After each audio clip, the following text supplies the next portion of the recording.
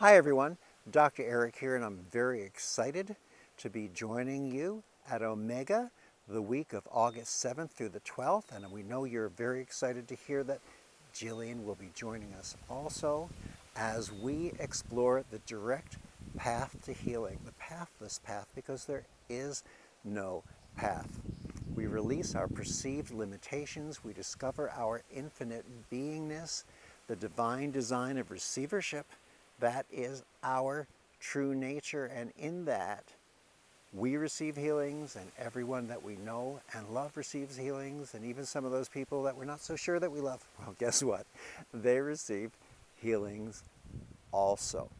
So we will have an iterative schedule, meaning we will be adjusting and adapting it to your personality, your class personality, each and every day, August 7th through 12th.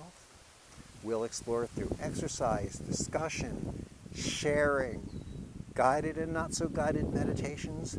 There's so much more. So let's help get the world ready.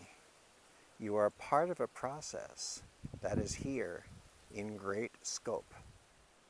Let's discover that together. Jillian and I will see you at Omega.